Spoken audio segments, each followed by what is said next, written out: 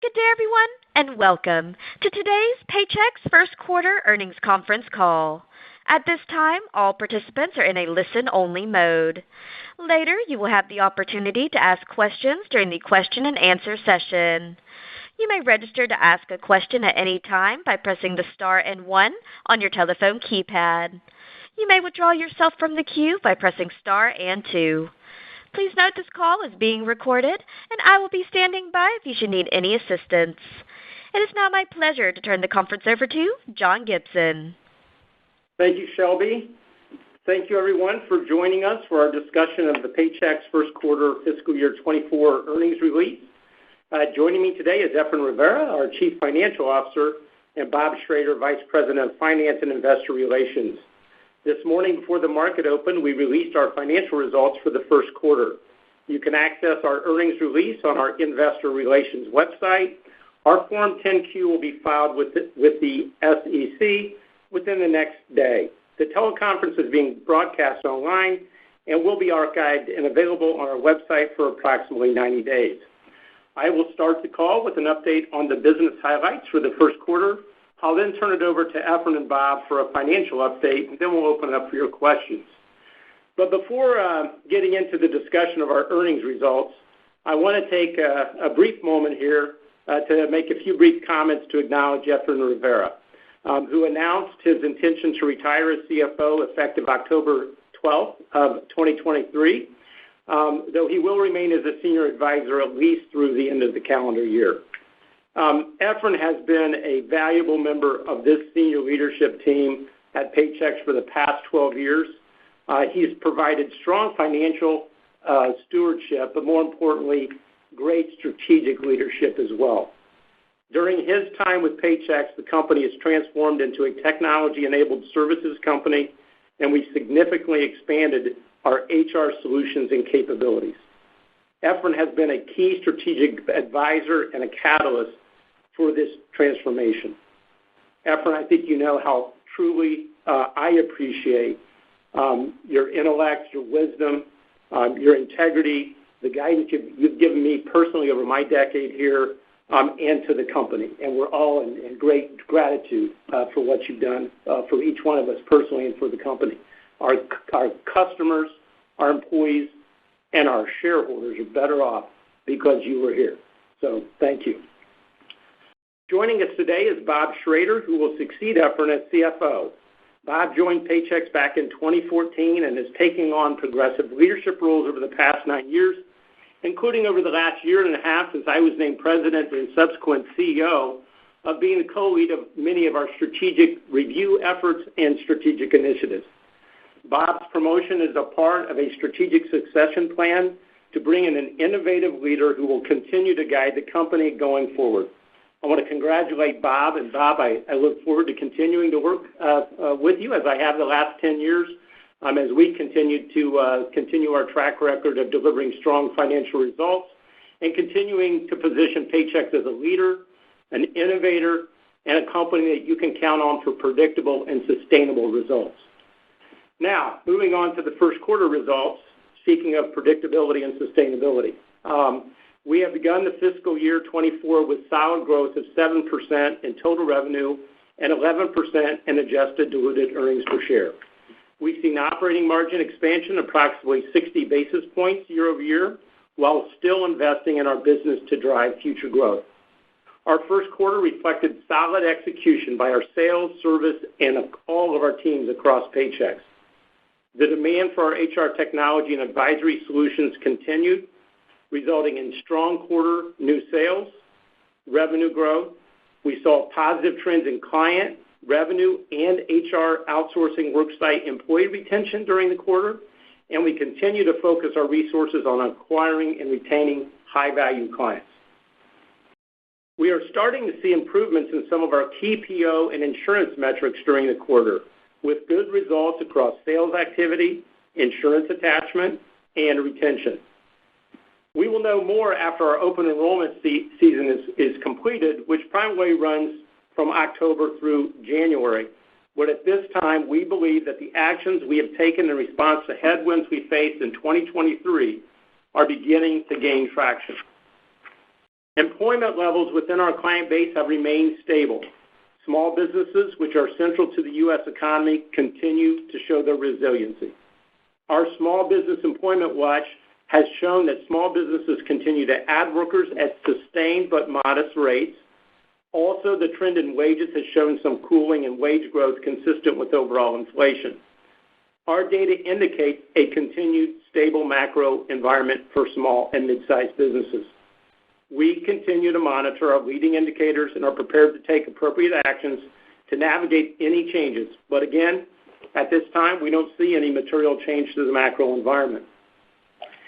Small businesses have faced challenges getting access to capital and managing cash flows in this environment. This has continued to drive demand for our full-service employee retention tax credit service. I know there's been some recent news of the IRS pause in ERTC processing in order for them to perform increased audits. This is not expected to have an impact on our ability to provide this service, though it may take longer for our clients to receive their funds. We continue to communicate this opportunity to existing clients and prospects, and we continue to file amended returns with the IRS on their behalf. We anticipate that ERTC revenue will be a slight tailwind for the first half of the fiscal year and then turn to a headwind in the back half as the program ends. We are seeing greater adoption of HR software as businesses look to digitize their HR efforts to support the complexities of managing today's workforce in a more efficient manner.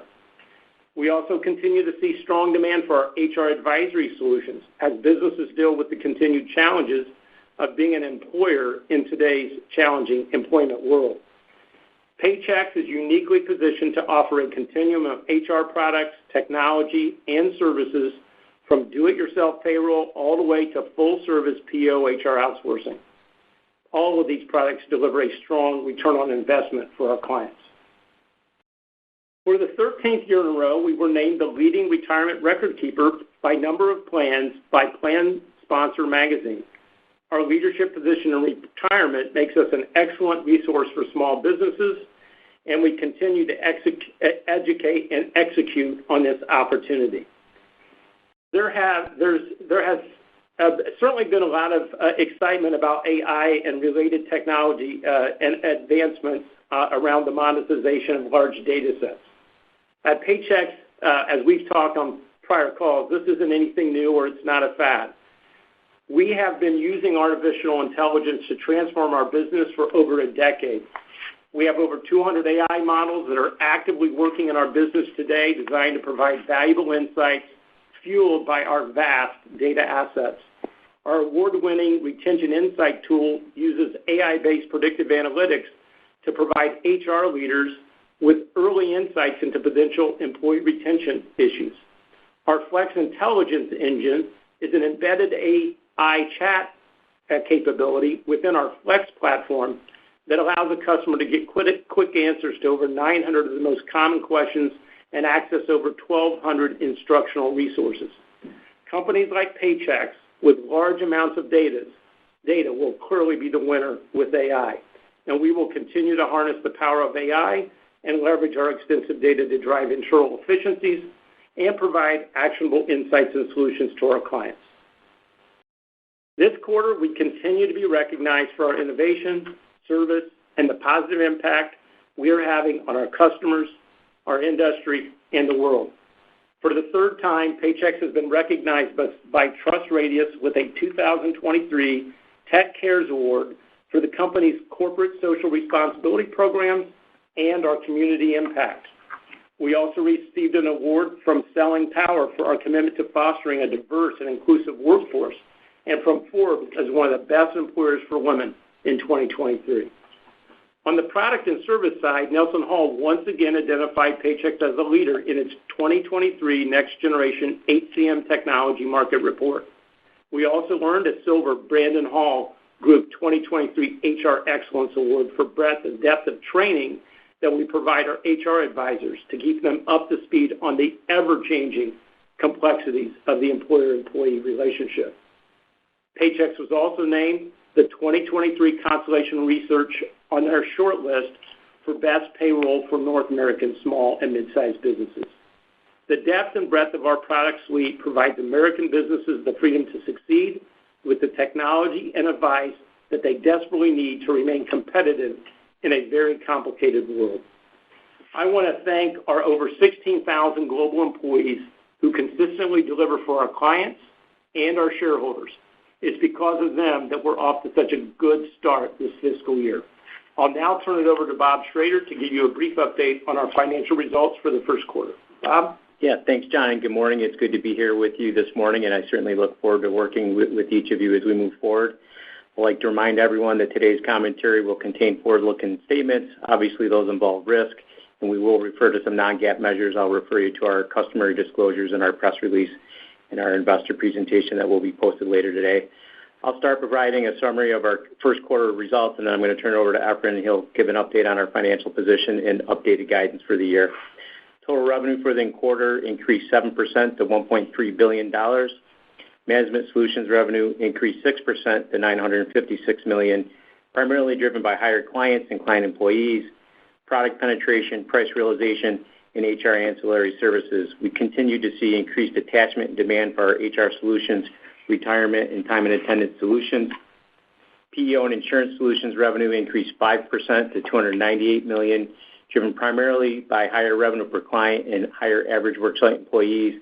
As John mentioned, we definitely saw some positive momentum in the PEO in the first quarter as it relates to both sales activity and medical plan participation and attachment. Those were obviously headwinds last year, and we're definitely seeing some positive signs as we move through the first quarter here. Interest on funds held for clients increased 83% to $33 million, primarily due to higher average interest rates. Total expenses increased 5% to $750 million. Expense growth was largely attributable to higher compensation costs, PEO direct insurance costs, and investments that we've made into the business. Operating income increased 8% to $536 million, with an operating margin of 41.7%. That's a 60 basis point improvement versus the prior year period. And diluted earnings per share increased 10% to $1.16 per share, and adjusted diluted earnings per share increased 11% for the quarter to $1.14 per share. I'll now turn it over to Efren to take you through our financial position and our updated guidance for the year. Thanks, Bob, and good morning to everyone on the call. Before I start, just wanted to say thank you, John, for the generous words. It's been an absolute professional privilege and honor to have been with Paychex during all this time. As you all know, we maintain a strong financial position with high-quality cash and earnings. Our balance for cash, restricted cash, and total corporate investments was more than $1.7 billion. Total borrowings were approximately $812 million as of August 21, 2023. Cash flows from operations were $656 million for the first quarter. It was driven by net income and changes in working capital. There was some influence of timing there. It wasn't quite as strong as the percentages would indicate, but nonetheless, it was a very solid quarter. As you know, our earnings quality, which some of you have pointed out, is among the best, candidly, in the entirety of the S&P 500. In the first quarter, we acquired a small company that purchases outstanding accounts receivable of their customers under non-recourse arrangements. This acquisition is a good strategic fit with another business that we have called PAYX Advance, and that business purchases accounts receivable for temporary staffing clients. This acquisition will provide an opportunity for our small business clients to manage working capital challenges. As John alluded to earlier, we've seen over the last several years that access to financing is very important for small and medium-sized businesses, and we think this plays well into our portfolio of businesses that we have. I'm very excited to have it. The acquisition at this stage is not anticipated to have a material impact on our financial results this year. We paid a total of $322 million in dividends during the first quarter. Our 12-month rolling return on equity was a stellar, superb, amazing 47%. Now, let me turn to guidance for the fiscal year ending May 31, 2024. I'm going to give you color on not only the full year, the first half and the second half, and we typically do that at this stage.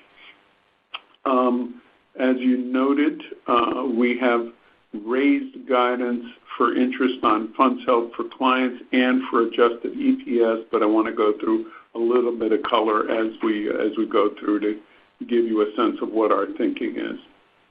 Our current outlook is as follows. You saw that Management Solutions still expected to grow in the range of 5 to 6%. PEO and Insurance Solutions expected to grow in the range of 6 to 9%. Interest on funds held for clients now, as I mentioned, expected to be in the range of $140 to $150 million, raised from our previous guide of $135 to $145. And before I get the question, are we anticipating a range of additional increases? No, we're poised, looking at what the Fed is doing, just like everyone else is. But this is our best estimate of at least some additional activity by the Fed, but likely not contemplating all of it. To the extent that the Fed does something now, we'll have a conversation later in the year. Maybe the Fed will decide that they actually do want to pause. But at this point, that's where we anticipate being. Total revenue is expected to grow in the range of 6 to 7%, but now we think this is likely towards the high end of the range. So operating income margin is expected to be in the range of 41 to 42%. Other income net is expected to be income in the range of $30 to $35 million. Effective income tax expected to be in the range of 24 to 25. Adjusted diluted earnings per share is expected to grow in the range of 9 to 11%, and this is raised from our previous guide of 9 to 10%. This full year outlook assumes current macroeconomic conditions, which have some uncertainty surrounding future interest rate changes and their impact on the economy. And I will just say it's been almost, I would say, at least 6 quarters where we keep saying, hey, we don't know what's going to happen in the back half of the year, and it could change our outlook. I think John summarized it very well. At this point, things look pretty stable. So we're feeling directionally more confident in the back half.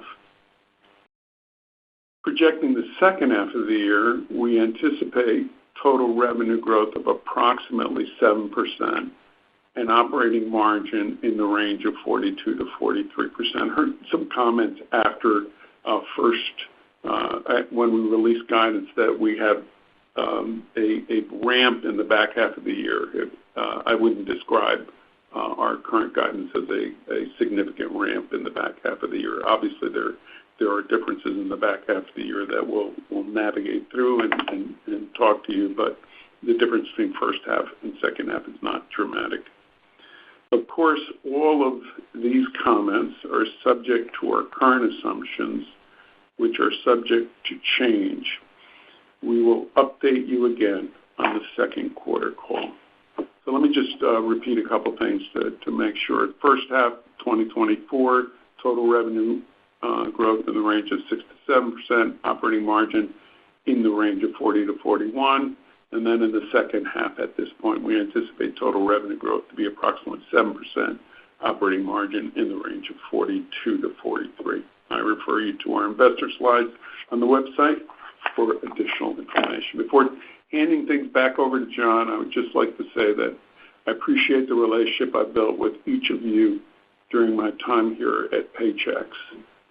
We've had a long time together, and it's time to hand the reins over to someone else who I think will do an even better job than I have. One of the things that strikes me during that entire time, and many of you have been here for the entire ride, I got a call and I got a note and someone said, Efren, you're making me old because I've retired two two CFOs at Paychex. I think that's unfortunately true. We're all getting a little bit older. But one of the things that always strikes me is that we are covered by the best group of analysts in the business. I say that even though I've disagreed with some of you over the years, and I still think you have us rated too low. But be that as it may, I can't argue with some of the things that you write. So, and in a separate note, I just want to say this: I've worked with Bob Schrader for many years, both here and prior to Paychex. I know that I'm leaving you in very capable hands, and I'm sure that Bob will do an even better job than the one that I do. And with that, let me turn it back to John. Well, thank you, Efren. Before I open the call for questions, probably two things. One, we have a lot of people here, and last time Efren did a great job of providing rules on questions, particularly around compound questions and multiple follow-ups. So if we could just follow the Efren rule in honor of Efren's retirement, I know he would greatly appreciate it, and maybe we can create a new tradition here. Feel free to answer your questions. But I would like to also add, make everyone aware, there's many ways you can learn more about Paychex.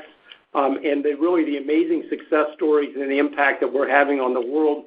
We've recently launched a series of reports that you can find on our investor page, both our annual report, our ESG report, and a new client impact report.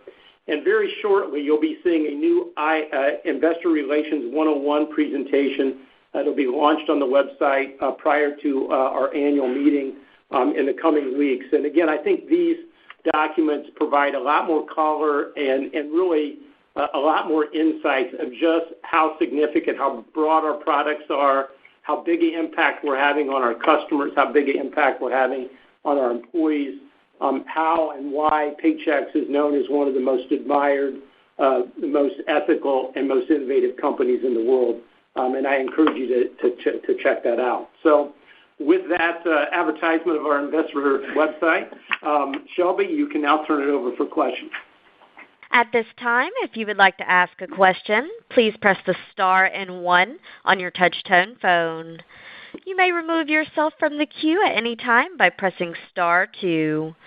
Once again, that is star and 1 to ask a question. We will pause for a moment to allow questions to queue. And we'll take our first question from Ramsey El-Assal with Barclays. Your line is open. Hi, thank you for taking my question, and congratulations to you, Efren. Thanks. We'll miss hearing your voice on these calls, certainly. I was wondering if you could comment on the interest from corporate investments was relatively high in the first quarter, and it doesn't necessarily feel like that's going to flow through to the full year guide in terms of maybe recurring each quarter. So maybe if you could talk about that contribution to other income and just how you might see it trending the rest of the year. Yeah, so Ramsey, there's a couple of things that go into that line beyond just so for everyone who isn't focusing on that line that much. So that's a combination of our interest expense, our interest income from corporate portfolios primarily, and also some gains and losses on investments that we have in a small investment fund that we have. Those things can swing a bit during the year and are subject to whatever we think the balance is going to be on corporate funds during the year. We made an acquisition, so we expect that during the year our average corporate balances will be lower, so that will generate lower interest income. And then the other part of that, Ramsey, is gains and losses on that other investment as we mark the market can change from quarter to quarter. So there could be a little bit of lumpiness in that number, but it might be a little bit different. I would say one other thing, just by way of color on that line. We ended up with a fairly high cash balance that was influenced by timing. I think I called that out, or if I didn't, let me call it out now. It just really had to do with the day on which we closed the quarter, so our cash balances were higher. They're likely to be a bit lower not a bit lower, but lower as we progress through the year. So you might see that number change a bit. Okay, fantastic. And a quick follow-up. If you could talk about Secure Act 2.0, how you see that evolving and how you see that potentially, presumably benefiting the business over time. Yeah, look, Secure Act 2.0, I think, is a great action, a great step that the government's taken in encouraging and helping small and mid-sized businesses provide for the retirement of their employees. We're certainly out there educating the market on the opportunity. It really provides an opportunity for them to add a 401k plan, get a tax credit back for the implementation fees or the setup fees of the plan, and then allows them to actually do a match for their employees and get that back into a tax credit as well. So we're very happy. Our 401k business is continued, has very, very strong growth. That has continued. The thing I continue to remind people, we have some experience in this in other state mandates, and what we realize is that there's a lot of education that has to go on to get the market educated about the cost of a 401k plan, the benefits of a 401k plan, and certainly we're out actively in the market, educating our strategic partners on that, and we believe that the Secure Act 2.0 is going to allow us to continue to sustain the double-digit growth rates that we've seen in the retirement business the last several years. Fantastic. Thank you very much. And we'll take our next question from Andrew Nicholas with William Blair. Your line is open. Hi, good morning, guys. This is Daniel Maxwell on for Andrew today.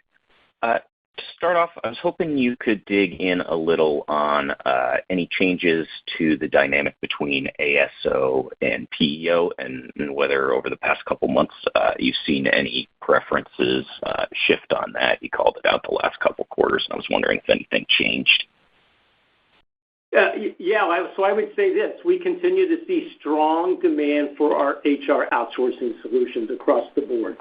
And I would say that the balance is probably more back to prior to 23, where we saw a little shift to ASO. We've seen more of the more traditional balance of ASO to PEO. As we mentioned on our last call, we've made some changes, I think, to our product portfolio in the PEO that I think has balanced that out a little bit. The other thing that I would point to that we mentioned on the prior call is that when we over-index with ASO in the prior year, we always look at that as a great opportunity for us to go back to those customers and then upgrade them or select them into our PEO product. And we started doing that.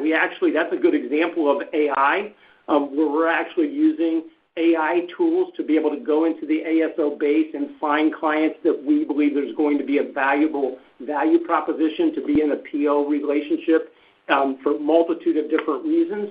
And that program actually has shown results in the first quarter. It's early in the process, but I would tell you that our transition of ASO to PEO customers, the number of customers that we transitioned this first quarter versus last first quarter was nearly 2x the number of clients. So exactly what we thought could happen, which was we over-indexed when the ASO in the prior fiscal year. We continue to sell outside to new logos, and that was also double-digit strong in the PEO in the first quarter. So we had both benefits. We had strong outside the base growth in PEO in the first quarter, and we had good migration or upgrades ASO to PEO, which was a good start to the first quarter. We still got 3 quarters to go, and we're in the middle of our open enrollment, which is critical there. But good early signs. We had good signs in the PEO in the fourth quarter, and we talked about that on the last call, and that just accelerated in the first quarter. And so now we just got to see if that can continue into the core selling season. Great. Good to hear. And then for my follow-up, any detail you can give on the increase to the direct insurance costs from workers' comp? Any color or any reminder of your exposure to any volatility in that area? Yeah, This is Bob. Yeah, we obviously take risk in the PEO business on workers' comp. Obviously, we are very prudent in managing that risk and in picking on which risk we're willing to take. I'd say, there's growth in the quarter primarily driven by, we have growth in worksite employees that's going to drive higher workers' compensation costs.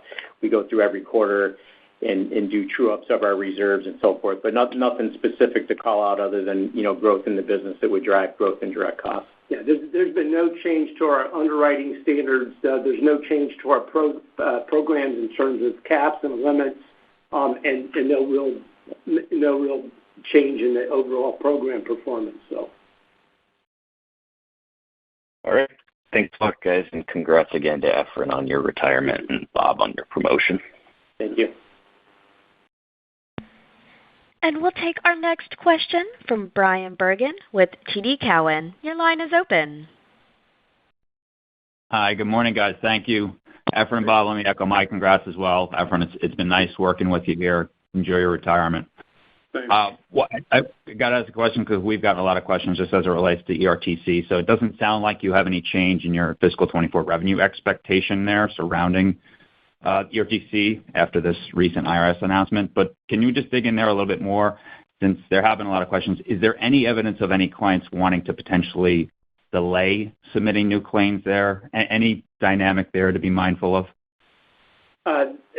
Listen, Brian, appreciate the question. Look, ERTC was in line with our expectations in the first quarter. We continue to submit.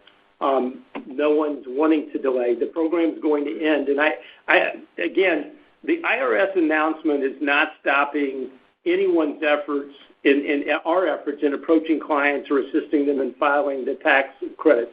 And in fact, the IRS specifically commented to clients and small business owners that they should seek trusted partners to complete their filings. The IRS pause in processing, not in accepting. So they're accepting filings. It's really due to some just really bad actors out there that are providing bad advice to small businesses and putting them at risk. I talked about this probably a year ago when this started, and these little pop-up companies started to show up.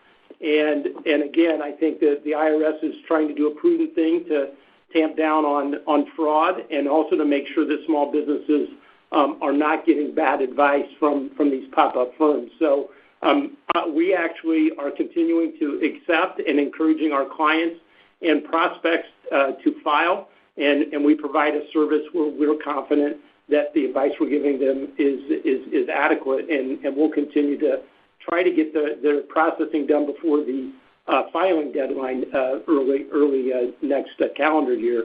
The delay impact for the client is really going to be in the processing, which is really going to be when they get the refund. Okay, very good. That's clear. And then my follow-up, just on the target here, can you share, as it relates to the M&A, the financial profile of this target, just any revenue attribution to call out now included in the current year outlook? I did hear you mention, I believe, the upper end of your growth range, but just wanted to confirm there were no organic offsets off that. Organic offsets? What did you mean? As far as anything in the organic side being offset by now any incremental inorganic in the year? Not really, Brian. I mean, it will contribute a modest amount of revenue. We'll call it out as we go through the year, but it's not masking something or additive in that respect. I think there's a number of different vectors of growth in the company that are working pretty well. So, no, not really. All right, thank you. Yep, you're welcome. And we'll take our next question from Ashish Sabadra with RBC Capital Markets. Your line is open. Thanks for taking my question. And Bob and Efren, congrats to both of you. Just on my question, I wanted to better understand the raising of the guidance and confidence in the back half. Is that both on management solution as well as PEO? Any color on that front? Thanks. Yeah. So one is kind of, I'd say, process and structural, and then the second is the substance of what we saw in the first half. So the process and the substance is simply that at a point in time, you're taking a snapshot and saying, okay, when we issued the guidance back 4 months or so ago, we had a certain set of macro conditions. We didn't know whether they would hold at that point. The macro conditions, as John said earlier, haven't changed significantly. So we fast forward 4 months, and now we have more certainty as to what environment we're looking at least in the medium term. Medium term being 3 to 6 months. So that's one. The second part is we look at the trends in the business. Were we close? Were we correct in terms of the trends that we saw? You heard some of the comments that John said on the PEO. So much of that was what we expected from an execution standpoint, but it's one thing that's expected. It's another thing to deliver it, and thus far we've started on a good note. So those are two parts of it. So by the time we get to September and we're into October now, we know with reasonable degree of certainty what Q2 looks. Now we project forward into the back half of the year, and do we feel reasonably confident based on the combination of all the factors that we're seeing that the back half expectations will be as we expect? As we sit here, the answer is yes. So as you look at the guidance, it anticipates that PEO will strengthen in the back half of the year, and at this point we're seeing indications. Can we say that certainty? You can never say anything certainly, but we, based on all of that combination of factors, we feel pretty positive about where things are trending. Yeah, I just to add on to that, I think again, every business has, we have a rhythm, and the third quarter is a critical. That's our selling season, and so what the macro environment will be in the third quarter, fourth quarter, those are always the things we're trying to guess. I think what I would characterize at this point in time is, when we left the fourth quarter, I talked about the second half of our last fiscal year, we actually saw new sales bookings, both in management solutions and the PO and insurance, accelerating. We continue to see that double-digit momentum in the first quarter. HR outsourcing, ASL and PO, strong mid-market in the quarter. Retirement strong. Digital payroll strong. So when we look at the demand environment, then we look at the employment environment with our index and what we're seeing. The first quarter set up to be kind of a repeat and continuation of what we saw in the second half, and particularly the fourth quarter. Now, as it relates to the PO business, as we talked about, the insurance is a portion of that, and insurance attachment is part of the reason why we have a little bit wider range. What you have to determine there is how many companies continue to offer benefits to their employees. That's the first choice. The second choice is how many of those employees sign up for health insurance, and what plans do they sign up for. Now, we're only a quarter way through that decision process, which really is already started about 25% of the way through. What I would say at this point, 25% of the way, we're running a little bit on par where we expected. And if that continues, I think that's what gives us confidence in the back half. But again, I still got 3 quarters of that process left, and again, I want to be predictable relative to what you should expect. And so we're being, I think, prudently cautious in making sure that we're executing both management solution. We're taking advantage of the opportunities in the marketplace, and then in the PO and insurance, making sure we're doing what we need to do to make sure we have a successful open enrollment and drive insurance attachment. That's great color.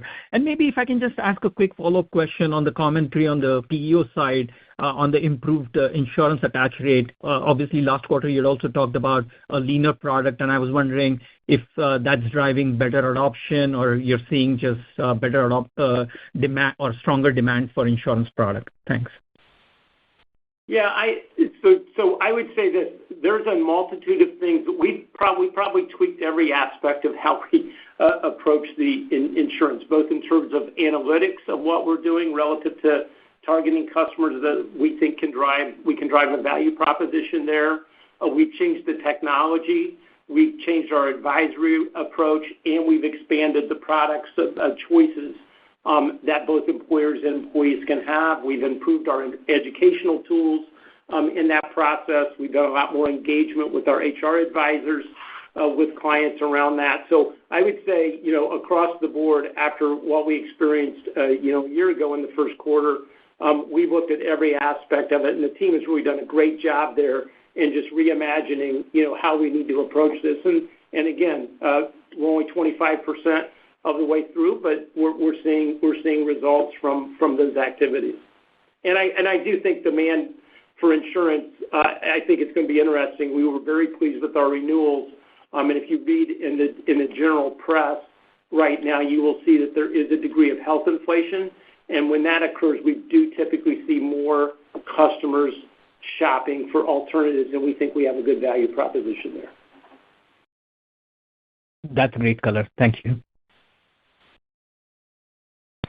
And we'll take our next question from Scott Wurtzel with Wolfe Research. Your line is open. Great. Good morning, guys, and thanks for taking my question. Maybe just going back to the acquisition, I'm just wondering if you can maybe give a little bit more color on the strategic rationale behind it, and sort of, said another way, like why now with this deal and maybe relative to some of the other targets you were looking at. Thanks. Well, I'll bracket it in three ways. The first thing is that, as John alluded to or said earlier, the ability for small businesses to access funding, and small and medium-sized, I should say, access funding is important. So we had our eyes on looking to build our capability in that area. The second thing is acquisitions are, as you know, they don't always present themselves in exactly the timing which you expect them to. And when an opportunity arises, then you do what you need to do to take advantage of it. We saw an opportunity for a high-quality asset and decided that it was the right time. And I'd say the third is that it's an interesting environment for small businesses. So where access to funding opportunities is becoming more tricky given what's happened with banks and with rising interest rates. So we think the timing seemed to fit pretty well. As again, I don't want to spend too much time. It's a relatively modest acquisition based on our revenue size, but we think we've had a lot of success with our Paychex Advance acquisition, and it's a very profitable corner of the market, and we think we can do the same thing with the company that we bought, called Alterna, by the way. Yeah, I would just add that neither one of these things are new to us. We kind of got dragged into this, when COVID hit. If you remember the PPP program, and the banks were struggling to figure out how to access it, and we put a program together. And that started a partnership with several fintechs, and we did both technology integrations, et cetera, and that led to more of a partnership approach. And we have several partners that if we have clients that meet our risk profile and are wanting to, maybe need to fund a payroll or something like that, we've got partners that we can introduce them to. So we got kind of introduced to this concept, and certainly then the macro environment with what Efrain just said, banks, rising interest rates, and we just know we have a lot of great customers out there, small, mid-sized customers that are strong businesses that just really struggle to get access to capital at affordable rates. And so that started just through a partnership piece. And then we had the advanced business, which was kind of doing this for staffing companies. And we've been in that, and it's been a great business for us, a great acquisition business for us, introduces us to payroll customers. It does just a lot of positives there. And those are adjacent. And so literally it's one of those classic, you're at a conference and you know people who know people, and the timing seemed right. And just based upon the need we saw and the fact that we thought there were opportunities for us to potentially help our strong customers continue to grow their business, and we've already been introducing them to partners, why not introduce them to ourselves and get a piece of that action? So that was kind of the strategic rationale. And it's a small, like you said, very small at this point in time. Got it. That's super helpful. Thank you. Then just as a follow-up, I mean, just one quickly on the float portfolio. When we think about, the recent Fed commentary and dot plots showing, maybe a sustained higher rate trajectory than, maybe we were expecting a few months ago. But Fran, I know you've talked about in the past wanting to position, the portfolio more on longer duration securities. I'm just wondering if this, the recent Fed commentary sort of gears you even more towards sort of the longer duration securities in the portfolio rather than shorter duration. Thanks.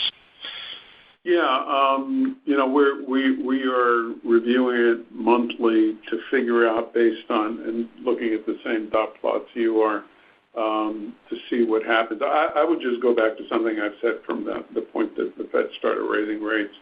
The problem isn't taking advantage of the rates going up. The problem is what happens when you come down. And so we're positioning the portfolio. We will position the portfolio, and I'm sure Bob will do the same, to be able to manage it in an orderly way on the way down. So we're looking at, this is a time when you want to go longer if you can, even if perhaps there are opportunities on the short end of the curve, because at some point what comes up will come down. And that's what you got to figure out how best to manage, and that's what we're working on. Great, thank you, and congrats, Fran. Thank you. And we'll take our next question from Tien-Tsin Huang with J.P. Morgan. Your line is open. Tien-Tsin. Hey, good morning. Thanks. I also wanted to follow up on the acquisition, the $200 million acquisition here, and the strategic fit with Paychex Advance. I remember when that deal was announced, and it was a lot about payroll funding and factoring and whatnot. Is this now more about early wage access and some of the more modern funding opportunities for employees? I just want to make sure I understand what you're adding specifically here. Yeah, the short answer is no. So that's a separate initiative that at some point we'll talk about when it becomes more significant. No, Tien-Tsin, what they do is more focused on receivable financing. So obviously we dipped our toe in the water with staffing firms, but we saw an opportunity that was broader than that because all of our clients have, to one degree or another, receivables, and it can become a source of financing, and we've got the data to make it work. Yeah. Okay, very clear. So this is an AR opportunity. Yes. Understood. Yep. Okay. No follow-up for me. Just want to wish you, Evan, all the best, of course, for the next chapter. And I've said it before, you've been real helpful for us for a long time, so thanks for that. I'm definitely going to miss talking to you. Thanks, Tien-Tsin. And we'll take our next question from Peter Christensen with Citigroup. Your line is open. Good morning. Welcome and congrats to Bob, and certainly congrats and thank you to Efren. John, I want to dig a little bit into your thoughts on SMB lending in general. Obviously, this news of Big Money Center Bank is getting into the payroll business a bit more, and SMB lending is often thought as a nice adjacency here. Should we consider the possibility that Paychex may further delve into SMB lending, whether it be merchant cash advances or other types of working capital solutions? Do you see that in Paychex's future? No, well, look, I think what we're trying to do is make sure that we're focused on what do we need to do to help our clients succeed. And as I said, whether that's through partnership or if there's opportunities for us to participate in that process, integrating that with our technology, those are really the things that we're interested in. And when we hear our clients and we're engaging those clients through our advisors on a constant basis, say this is an issue for them, we go and search for answers, and partnerships are part of that. And as I said, we have several partnerships with fintech that we're doing. We have relationships with large banks. I can go deeper on that if you want to know about banking and banks and payroll. We have businesses that do that. But I think in general you should not read anything more into this than the fact there is a need out there, that we had an adjacent business that has been very successfully managed and has been a good return for our shareholders. And there was a natural relationship and opportunity that we thought by us coming in with our balance sheet, with our expertise, with our client base, that we could potentially make something of this. And so I don't think you should read anything more into it than an opportunistic acquisition that matches a need that we're seeing today from our customers, and one that, based upon the macro environment, we think are going to grow. And I don't think this is a competition with any of the major banks. Most of these clients are just not getting access to the funds. It's just not available. And if there's more tightening at the regional bank, which is generally the go-to place for a lot of these small and medium-sized businesses, that's not good for small business owners. And so we're going to try to figure out how we can build partnerships to do that. Well, thank you. That's super helpful. And then just as a follow-up, just wondering if you could call out any trends, balance of trade-wise. Are there areas where you see, Paychex has an opportunity to improve competitive dynamics, or vice versa? Some areas, where you're a bit more on defense versus offense. Just any sense on balance of trade versus some of your competitors, and maybe some of the regionals as well. Well, I would just say this. As we've talked about, our sales momentum continues in the first quarter that we saw in the second quarter.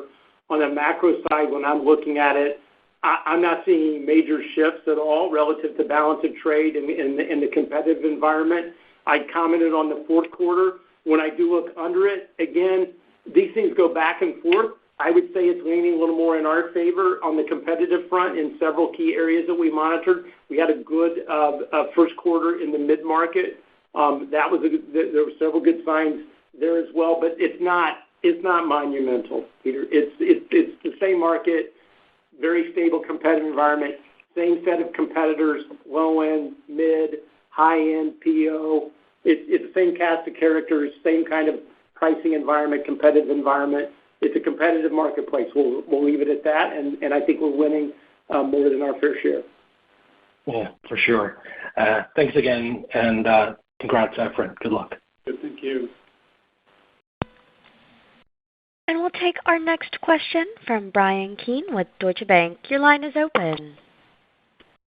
Hi, Brian. Hi, good morning. Want to ask about the free cash flow increase year over year in the first quarter. It was substantial. I think it was up over 23%. How much of that was that one time in working capital, and how much should that carry through the fiscal year, or should we see a decrease in kind of growth rate and free cash flow to equal out to the same growth of the 9 to 11% earnings growth by the time we get to the end of the fiscal year? Yeah, Brian, this is Bob. I think that's a fair way to think about it. I think, as you guys know, we typically don't have big swings in our working capital. And as Efren mentioned, we had a little bit of a timing there at the end of the quarter. The quarter ended on a big collection day, so we had a big influx of cash that would go out the next day. So the way to really think about our operating cash flows, and then obviously free cash flows gets impacted by M&A, so there was a little bit of an impact there in Q1 to free cash flows. But typically our operating cash flows growth is going to trend in line with our net income growth. And so you'll see that moderate as we move through the year, and that's what you should expect from a growth standpoint. Got it. And then just a follow-up, I was hoping to get an update on what you guys are seeing for SMB bankruptcy rates. I know they've been a little bit elevated in the recent past here, and just curious if that's still elevated levels, or has it become more normalized? Yeah, no. When we say elevated, I think that they're elevated over what we saw during the COVID period, those 2.5 years.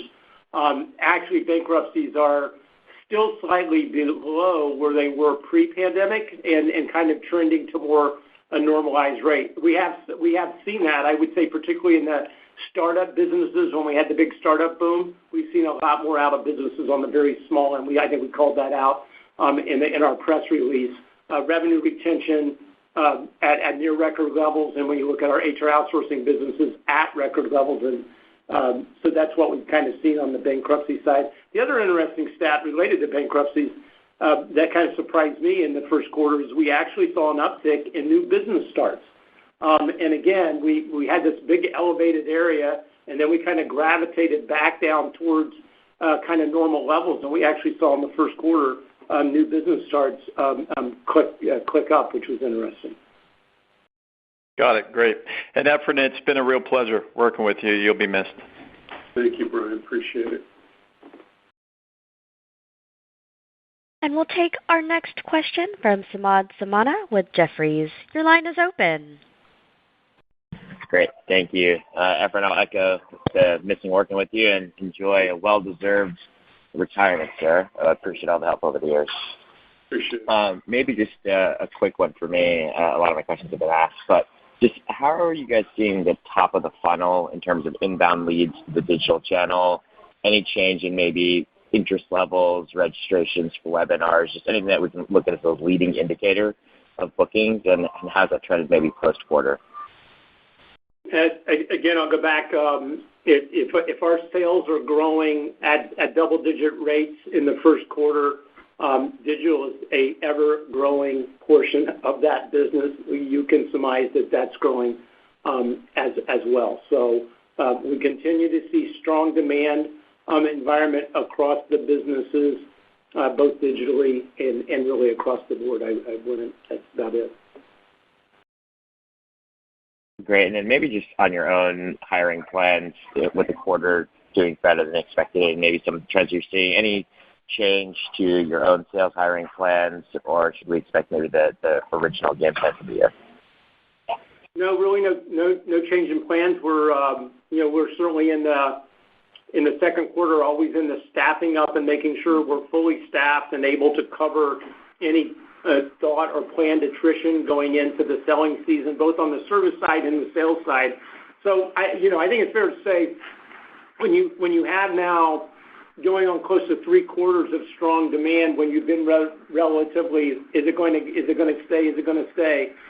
We certainly want to make sure that we're properly staffed to take full advantage of all of the opportunity in our selling season, and we're fully staffed on the operations and service side to make sure that we can both onboard and services clients during year end. Great. Appreciate you taking my questions. Thank you. Thank you. And we'll take our next question from Eugene Simuni with MoffettNathanson. Your line is open. Thank you. Good morning, guys, and congratulations, Efren and Bob. Efren will certainly miss working with you. Bob, look forward to working with you. Just have 2 quick follow-ups. One, tying together your comments on sales and churn, can you comment how it adds together to client growth trends this year so far? Last year was a bit below your historical target range, and I think you commented last quarter that this year you're looking for a re-acceleration in client growth, kind of above 2% a year. So can you comment on how it's going so far? Hey, Eugene, I'll start that, and then John can cover. It really, if I were to give you a number, it would give you some sort of false sense of what reality is. It's almost impossible to draw a conclusion on that off of where you are in first quarter. In some ways, some trends are positive, and you can draw conclusions on project out through the year, but client base is really a tricky one. And the reason is you just lose so many and gain so many in the selling season that it's almost difficult to predict. We expect to be a bit better than we were last year, but it's still early innings. Got it. Okay. And then another follow-up is on the PO, and the question there is, in your PO customer base, in terms of kind of checks per control, are you seeing any trends that are different from your overall base, whether better or worse employment growth? Yeah, I would say it's probably consistent. We definitely see employees in our PEO or clients in our PEO business adding employees. I wouldn't say it's a huge tailwind, but it's positive and probably in line with what we're seeing in other areas of the business. Got it. Okay. Thank you very much, guys. Thank you. And we'll take our next question from Mark Markin with Baird. Your line is open. Hey, good morning. Hey, Efren, we go back a long ways. It's been an absolute pleasure working with you, and want to thank you for the relationship. And Bob, looking forward to working with you. But Efren, it's been an absolute pleasure. A lot of questions have been on the short term. John, one big picture question. You know, a quarter ago, everybody was asking about AI. Obviously, Paychex has been doing a lot with AI for a long period of time. I'm wondering if you can just talk a little bit about now that, you know, some of these LLMs have been around for, you know, a couple of quarters and, you know, permeated the consciousness. How are you thinking about, you know, further evolution of your journey with AI? And what are the longer term implications from a margin perspective or a scope of business perspective?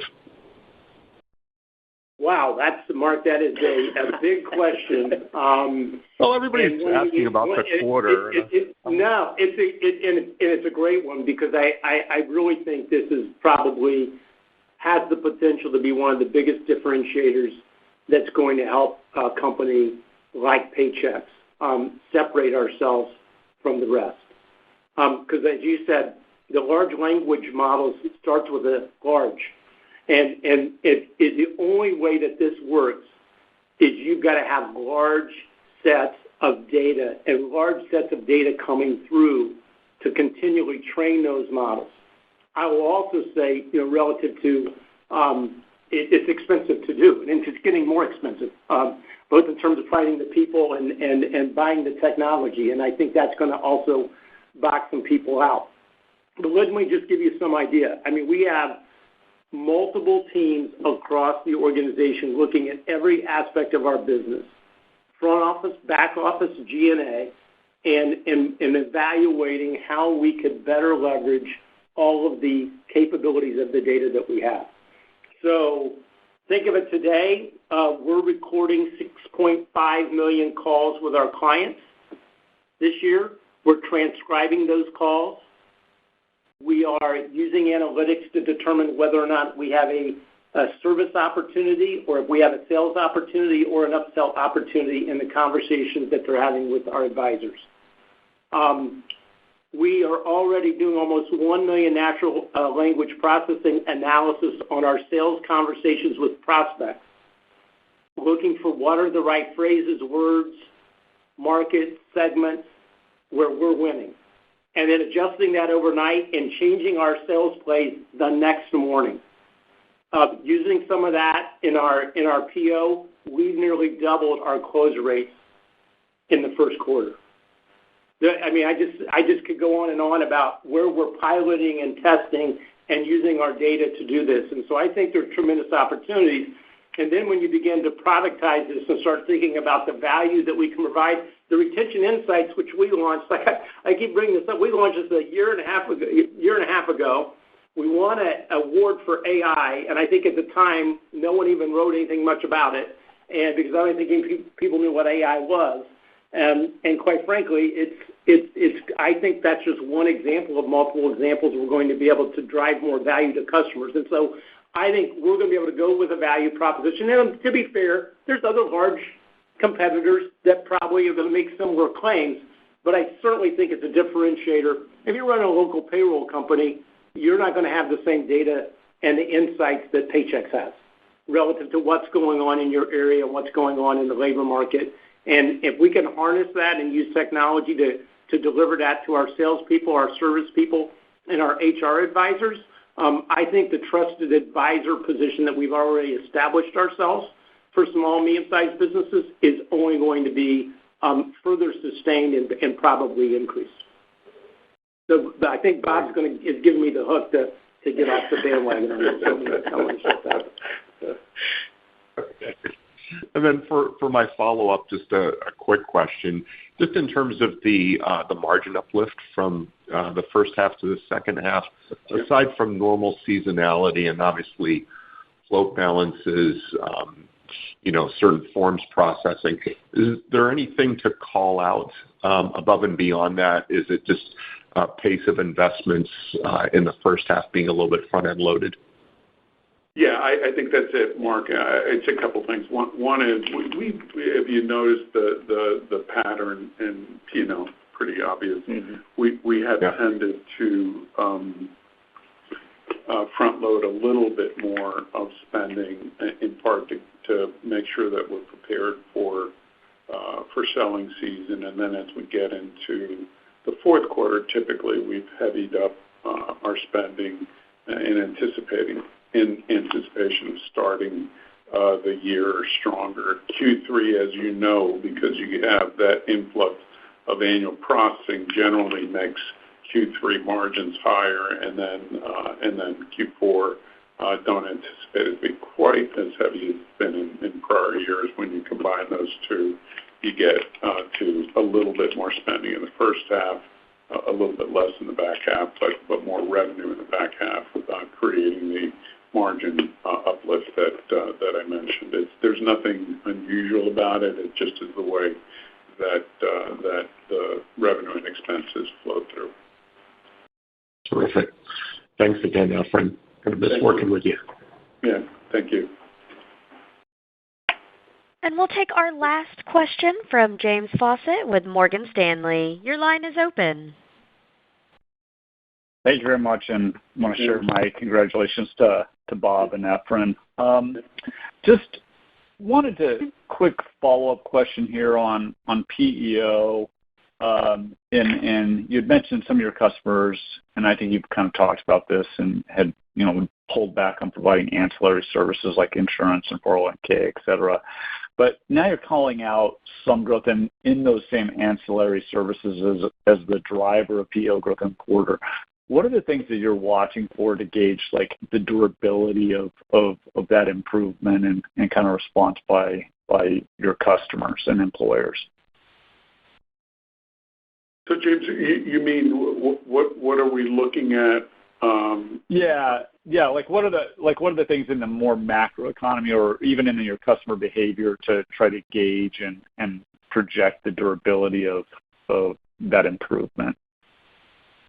Well, let me start, and then John can and maybe Bob can weigh in. So I just want to make sure that I'm answering the question correctly.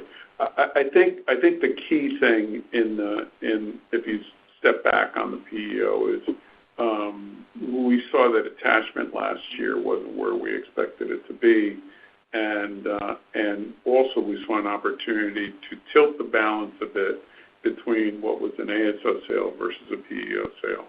So what we're looking at least to start the year, is first, are we positioned appropriately on the insurance side to be able to take advantage of that and create momentum as we go into some key points in the year, which occur in the fall and then at the beginning of the year on insurance attachment. One thing, James, that's important to point out.